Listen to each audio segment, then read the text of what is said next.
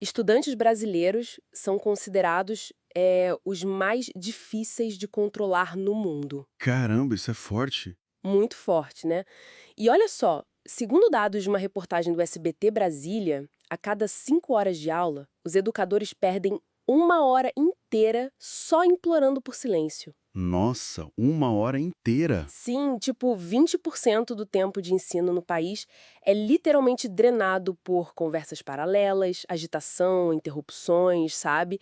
É um choque de realidade imediato para qualquer um que ainda romantize o ambiente escolar. Aquela coisa coreografada onde o professor fala e todo mundo escuta. Pois é. E esse número revela algo muito mais profundo do que uma simples falta de modos, digamos assim. O que é fascinante e bem preocupante, na verdade, é que perder 1 hora em cada 5 horas não é um sintoma isolado de uma ou duas turmas. Uhum. Isso demonstra uma falha estrutural.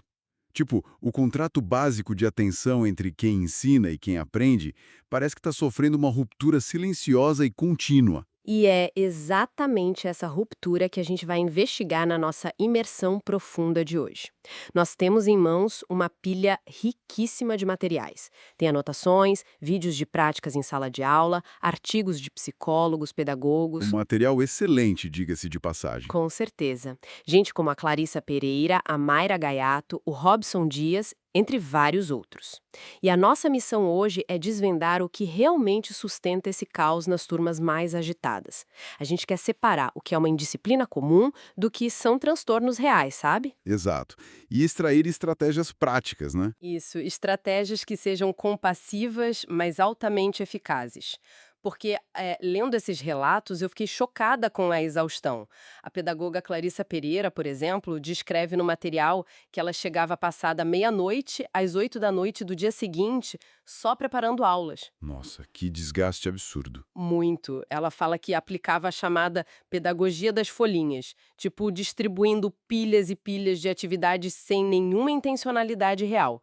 Era só uma tentativa meio desesperada de manter os alunos ocupados. Sabe que essa pedagogia das folhinhas é um mecanismo de sobrevivência clássico. Quando o educador não compreende o motor daquela agitação toda, o ensino deixa de ser sobre aprendizado. Vira contenção de danos, né? Exatamente, vira pura contenção de danos. O professor entra num estado de alerta constante, tentando apagar pequenos incêndios o dia todo. E isso, inevitavelmente, leva à beira do esgotamento físico e mental. O que me faz pensar numa analogia bem visual para isso. Eu estava imaginando que tentar ensinar uma turma com esse nível de indisciplina, usando só gritos, ameaças ou distribuindo essas folhas sem parar, é tipo tentar esvaziar a água de um barco furado usando um balde. Gostei dessa imagem. Né? A pessoa joga a água para fora, se cansa de forma absurda, perde o fôlego, mas o barco continua afundando. Porque no fim das contas, ninguém mergulhou para consertar o vazamento real no casco. Essa imagem do barco ilustra perfeitamente o ciclo de frustração. Porque, para que a gente possa consertar o casco desse barco, o primeiro passo lógico é investigar de onde vem essa água. Aham. O mau comportamento dentro de uma sala não é um evento espontâneo, não é um raio que cai do céu, sabe? Ele é sempre, sem exceção, uma forma de comunicação. Então vamos desempacotar isso. Se o comportamento comunica algo, o que essa água toda no nosso barco está tentando dizer? Bom, o material da psicóloga Débora Bertoldi traz uma perspectiva muito útil aqui. Ela trabalha com o conceito do comportamento como a ponta de um iceberg. Ah, a famosa ponta do iceberg. Isso. Aquilo que é visível e barulhento, o grito, o material jogado no chão, a recusa em fazer a tarefa, é só aquela pequena parte que fica acima da superfície. O exemplo clássico que ela usa é da criança que tem um colapso e se joga no chão do supermercado chorando por um doce. Nossa, quem nunca viu uma cena dessas, né? Pois é. E para quem passa no corredor e olha de relance, o diagnóstico é super rápido. Falta de limites ou má educação. A gente julga na hora. Exato. No entanto, se a gente mergulhar para a base desse iceberg, frequentemente a gente encontra um sistema nervoso em colapso. Pode ser fome, uma privação crônica de sono ou até uma superestimulação sensorial causada pelas luzes fluorescentes e o barulho do supermercado. Ou seja, o doce negado não foi a causa do colapso. Não mesmo. Foi só a faísca num barril de pólvora que já estava lotado. Então, o aluno muitas vezes já cruza o portão da escola com o balde interno dele transbordando. Perfeito! E se conectarmos isso à realidade de uma sala de aula com 40 alunos, a complexidade aumenta absurdamente. As pesquisas do Yves de Lattaille e da Theo Lavinha apontam para um fenômeno muito específico que está acabando com a energia dos professores. O que seria? Curiosamente, o que mais gera desgaste não são aquelas violências graves descritas no Código Penal. Sério? Sério! Agressões físicas severas ou porte de armas representam uma minoria estatística, tipo entre 2 a 5% dos casos só. O que realmente destrói o ambiente de ensino são as chamadas incivilidades. Incivilidades? E como a gente pode definir isso na prática? Seriam aquelas microviolências do dia a dia? O termo microviolência é muito adequado. É aquele aluno que revira os olhos e ignora solenemente o professor quando recebe uma instrução, sabe? Clássico. É a bolinha de papel atirada nas costas do colega, é levantar o dedo médio de forma disfarçada, um palavrão solto no ar durante a explicação. Mas, assim, isoladamente, uma revirada de olhos não parece uma crise de segurança, né? Não parece? Mas quando você multiplica isso por 40 alunos todos os dias, essas atitudes fragmentam o contrato social necessário para a aprendizagem. E tem um agravante bem sério aí. Qual? O aumento exponencial dessas incivilidades na escola é um reflexo direto e inegável do comportamento adulto. Os alunos observam hostilidade diária nos adultos no trânsito, as agressões gratuitas na internet, a impaciência nas filas. E simplesmente importam esse roteiro para dentro dos muros da escola. Exatamente. Mas olha, isso me faz pensar numa questão estrutural muito séria. Vamos seguir essa lógica de que as incivilidades são só um espelho de uma sociedade cronicamente estressada e mal educada, né? Se for assim, a gente não está colocando um peso irreal sobre os ombros da escola? É um ótimo ponto. Porque, na prática, parece que a sociedade está exigindo que os professores consertem sozinhos uma falha sistêmica do mundo inteiro e presos numa sala de aula durante algumas horas por dia. É uma batalha que já começa perdida, não acha? Eu entendo perfeitamente. E essa é uma crítica muito necessária ao sistema atual. A escola não tem o poder nem a responsabilidade de consertar os problemas sociais do mundo todo. Ufa, ainda bem. Mas, contudo, ela tem a obrigação de gerenciar o seu próprio ecossistema interno. O que os pesquisadores alertam é sobre o perigo da omissão. Como assim, omissão? Quando o professor, por puro cansaço, o que é compreensível, decide ignorar essas microviolências entre os alunos, justificando que, é só uma fase, ou é coisa da idade, ele está transmitindo uma lição muito perigosa e duradoura.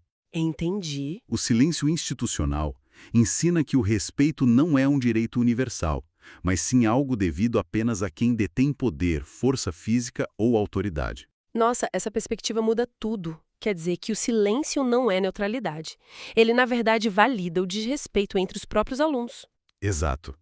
Por isso a recomendação dos especialistas é categórica em relação à gestão de conflitos. Problemas coletivos que abalam o clima da turma inteira devem ser resolvidos de forma coletiva, tipo em assembleias ou rodas de conversa. Certo. E os individuais? Conflitos privados que envolvem humilhações pontuais entre dois indivíduos, aí sim são tratados em conversas privadas. Mas a regra de ouro é clara. A quebra da civilidade nunca é ignorada. E a quebra de civilidade nunca é ignorada.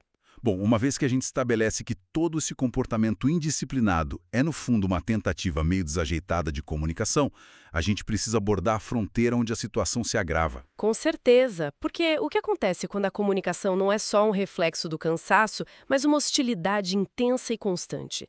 Os materiais que a gente analisou traçam uma linha muito clara que separa a indisciplina cotidiana da neurodivergência clínica, né? Essa distinção é vital, viu? Vital para a gente não penalizar injustamente um cérebro que funciona de maneira diferente.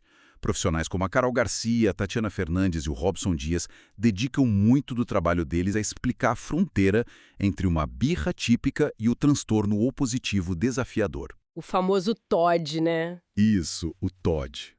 E a confusão entre os dois termos é incrivelmente frequente. Então vamos garantir que a diferença fique nítida para quem está ouvindo. Pelo que as fontes indicam, a birra é fundamentalmente reativa a uma frustração imediata. Tipo, a criança quer comer um pacote de bolacha antes do almoço, o adulto diz não e a criança perde o controle. Aham. Chora, grita, se joga no chão. Isso. É um comportamento desafiador, sim, mas está ancorado na frustração de ter um desejo ou prazer negado naquele momento exato. A mecânica da birra é bem essa. Desejo negado gera explosão. Já o TOD, ele opera numa frequência completamente diferente. Não se trata de uma oposição motivada por um desejo pontual. Tá. É um padrão de comportamento estrutural e contínuo. Um aluno com um transtorno opositivo desafiador se opõe a qualquer figura de autoridade simplesmente pela oposição em si. O Robson Dias descreve esse quadro como um humor cronicamente irritado. Nossa, deve ser exaustivo para a criança também. Muito. E frequentemente é acompanhado de um perfil vingativo, onde a criança ou adolescente parece buscar ativamente o atrito. Estatisticamente, isso se manifesta mais em meninos e costuma atingir um pico de intensidade por volta dos 7 anos de idade. E aqui é que a ciência por trás disso fica realmente fascinante. O material do Robson Dias mergulha na neurologia dessa criança, explicando o déficit nas chamadas funções executivas. Sim, a base neurológica de tudo isso. Isso, porque todos nós somos equipáveis com emoções primárias e instintivas, certo? Como a raiva crua, aquela vontade inicial de bater ou gritar quando algo dá errado. Um instinto puro. Exato, mas através das funções executivas lá no lobo frontal, a gente desenvolve a capacidade de converter essa emoção primária numa emoção secundária. Então a gente sente a raiva, mas processa isso e lida de forma civilizada, usando palavras ou se afastando.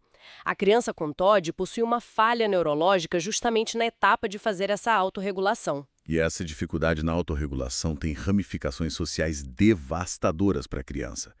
Porque o déficit executivo não afeta só o controle da raiva, mas também a leitura das nuances sociais. Como assim? Essas crianças frequentemente não compreendem o tom de voz, não decodificam o sarcasmo e não percebem quando uma brincadeira passou dos limites. Como resultado direto dessa incapacidade de ler a textura social da turma, elas sofrem altos índices de rejeição. Que tristeza. Acabam sendo tanto vítimas quanto perpetradoras de bullying. Além disso, os dados mostram uma altíssima comorbidade com o TDAH, o transtorno do déficit de atenção com hiperatividade. É muita coisa acontecendo no cérebro dessa criança ao mesmo tempo. Demais. Mas olha, é preciso fazer um parêntese aqui que a psicóloga Tatiane Fernandes levanta. É um alerta ético muito importante. Qual alerta? Diagnosticar qualquer comportamento infantil difícil como o TOD virou uma moda super perigosa. Ah, sim. Hoje em dia tudo é TOD ou TDAH. Exatamente. Muitos casos que recebem esse rótulo precocemente são apenas problemas comportamentais agudos causados por dinâmicas familiares disfuncionais ou limites inconsistentes em casa e não uma condição neurológica estrutural. Faz todo sentido. Para visualizar melhor essa diferença neurológica na autorregulação que o Robson Dias menciona, eu pensei numa analogia. Posso compartilhar? Por favor. Pensei num termostato de ar-condicionado. Imagine que a função executiva de uma pessoa neurotípica é como um termostato inteligente e supermoderno. Quando ocorre um conflito, o ambiente interno esquenta. A pessoa sente a raiva subir. Isso, mas o termostato detecta esse calor, liga automaticamente e começa a resfriar o sistema de volta à temperatura ambiente. A pessoa se acalma sozinha. O aluno com TOD, por outro lado, tem um termostato quebrado. Nossa, excelente analogia. Ele sente o mesmo calor extremo da raiva, o sistema interno dele ferve, mas ele simplesmente não possui o mecanismo interno para esfriar o próprio corpo. Ele depende que alguém de fora intervenha e ajude a regular essa temperatura para ele. O que torna aquela abordagem punitiva tradicional não apenas ineficaz, mas catastrófica nesses casos. Sim. Pensa bem, se a criança está com o termostato quebrado e fervendo, e o educador intervém com gritos, ameaças ou humilhação pública, ele não está consertando o termostato, ele está jogando gasolina no fogo. O sistema entra em colapso total. Colapso total. E isso nos conduz à questão mais urgente da nossa discussão. Como os adultos na sala de aula podem intervir no calor do momento? Como consertar o vazamento do barco e regular a temperatura sem causar uma explosão? Bom, chegamos à parte tática, né?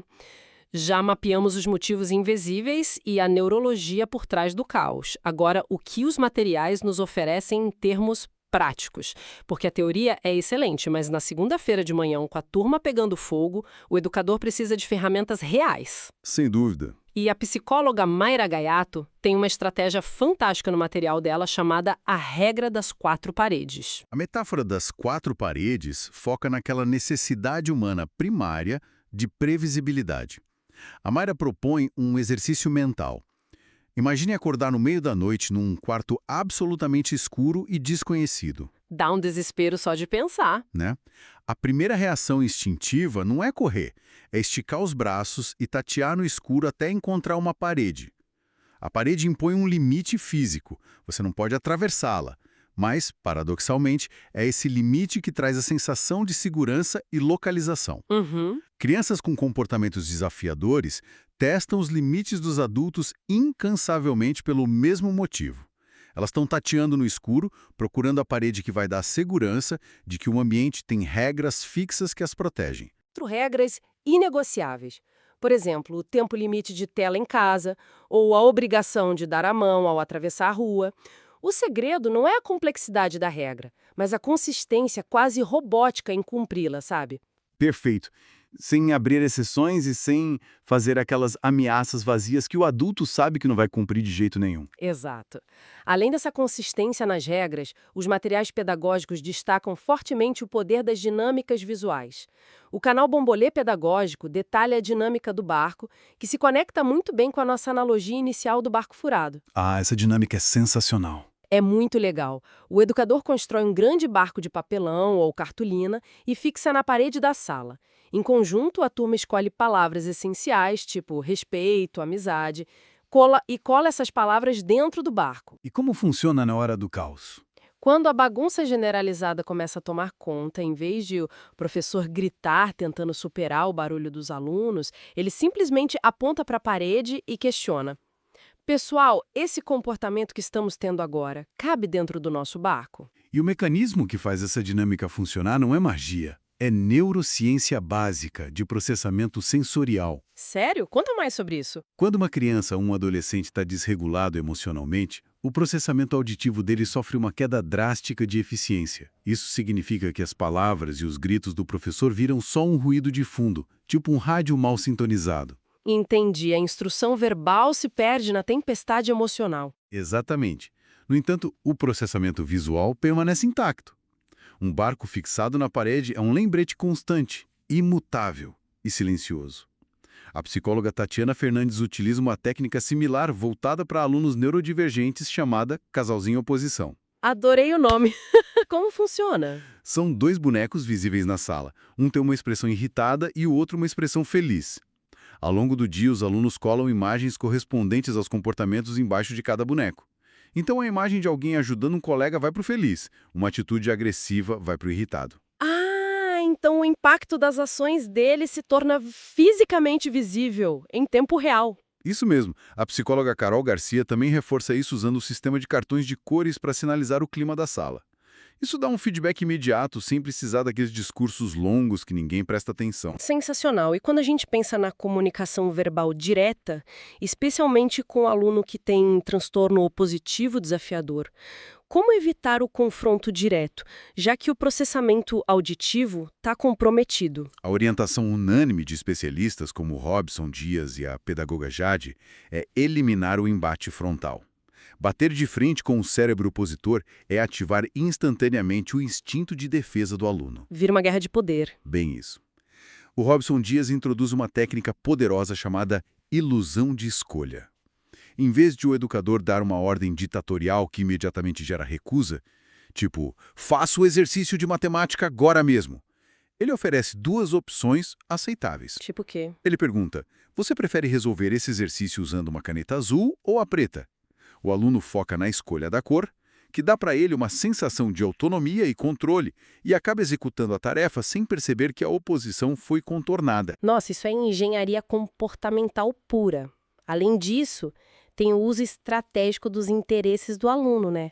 Tipo, negociar tarefas mais difíceis atrelando a momentos que ele adora, como as aulas de arte ou educação física. Com certeza.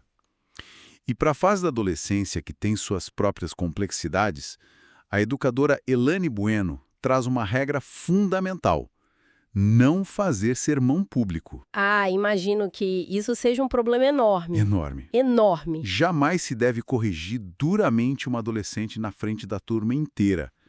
A humilhação pública aciona o modo de sobrevivência social do jovem. Ele vira um bicho aquado. Exato. Ou ele vai recuar, sentindo-se destruído, ou, o que é pior, vai amar o fato de ter uma plateia e dobrar a aposta no desrespeito para manter a reputação de durão entre os colegas. Tem que evitar palco a todo custo. Sem dúvida. E se a gente conectar isso às estratégias para o TDAH, a Mayra Gaiato compartilha técnicas para o treinamento ativo da atenção. Crianças com déficit de atenção se beneficiam imensamente de jogos lentos, Jogos lentos? Tipo o quê? como o clássico jogo da memória, ou aquele jogo lince, sabe? Onde a recompensa não está atrelada à velocidade ou impulsividade, mas à observação minuciosa e à localização espacial. Que legal! E qual o segredo para aplicar isso no dia a dia escolar? O segredo da aplicação, segundo ela, é intercalar alta e baixa demanda. Uma rodada de algo que exige muito esforço cognitivo, seguida por uma rodada de algo que a criança genuinamente quer fazer. Essa alternância impede que o sistema neurológico do aluno entre em estafa, mantém ele engajado por muito mais tempo. Bom, ouvindo todas essas estratégias brilhantes, aplicar dinâmicas de barco, gerenciar cartões de cores, verbalizar microviolências em assembleias, usar ilusão de escolha e ainda adaptar jogos para alunos neurodivergentes, isso me levanta uma dúvida meio incômoda. Pode falar. Onde, afinal, termina o papel do professor e começa o papel do terapeuta? Porque exigir que o educador gerencie 40 termostatos quebrados simultaneamente soa não apenas heróico, mas beira desumano, sabe? É justo colocar toda essa carga de modulação emocional nas costas do professor? Essa é, sem dúvida, a maior linha de tensão no debate sobre educação moderna hoje. Mas o documento elaborado por Maria Aparecida de Almeida oferece um norte muito lúcido e, eu diria, libertador para essa questão. E o que ela diz? Ela estabelece que o papel do professor não é diagnosticar patologias, nem aplicar terapia clínica. A responsabilidade do educador é gerenciar o ambiente de aprendizagem. Tá. Quando o professor monta um barco visual na parede ou evita dar um sermão público, ele não está tentando curar um trauma de infância profundo daquele aluno. Ele está, sim, estabelecendo um ambiente seguro, onde a transferência de conhecimento se torna viável. Entendi. O comportamento nunca é o fim da linha, ele é apenas o sintoma. Perfeito. Tratar alunos desafiadores exige muita firmeza no estabelecimento dos limites, mas, primordialmente, exige acolhimento. O educador interage pedagogicamente com o aluno que está ali, reconhecendo que, por trás de cada carteira escolar tem uma história complexa. Mas o objetivo final continua sendo abrir espaço para aprendizagem. Nossa, essa clareza de fronteiras é um alívio gigante. E o mais revelador sobre toda essa nossa imersão de hoje é como esse aprendizado transborda os muros da escola. Totalmente. Para quem está nos ouvindo agora, esses princípios são aplicáveis em praticamente qualquer cenário. Seja para quem tenta sobreviver ao corredor de doces de um supermercado lidando com o choro de uma criança exausta, Ou para quem ocupa um cargo de liderança e tenta gerenciar uma equipe de adultos num ambiente corporativo sob altíssima pressão. sim, compreender a verdadeira função por trás do comportamento do outro, evitar escalar conflitos desnecessários no calor do momento, oferecer escolhas controladas e validar os pequenos progressos ao longo do caminho, tudo isso transforma completamente a eficácia e a qualidade das nossas relações. Porque, no fim das contas, o cérebro humano responde a gatilhos muito semelhantes, independentemente da idade ou do ambiente.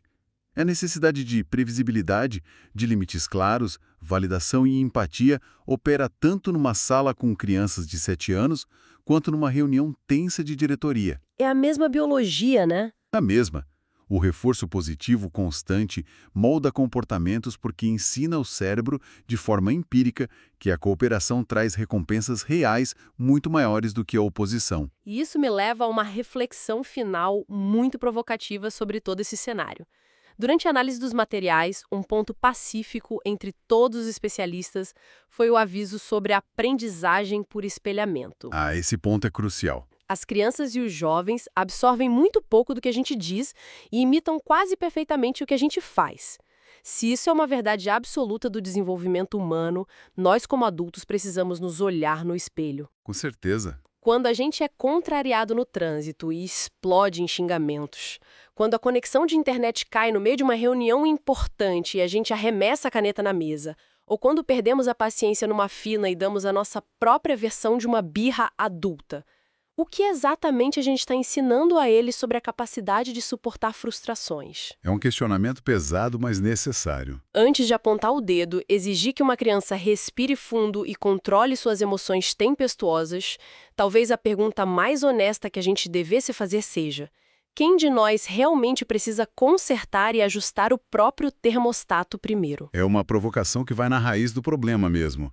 A verdadeira regulação do ambiente invariavelmente começa por quem se propõe a liderar esse ambiente. É exatamente isso. Afinal, não faz sentido exigir que os passageiros fiquem calmos e sentados enquanto o capitão está atacando o casco do próprio barco furado com o machado, né? Pensem nisso e observem como vocês reagem na próxima frustração do dia a dia. Continue investigando os reflexos dos comportamentos ao seu redor. Até a próxima imersão profunda.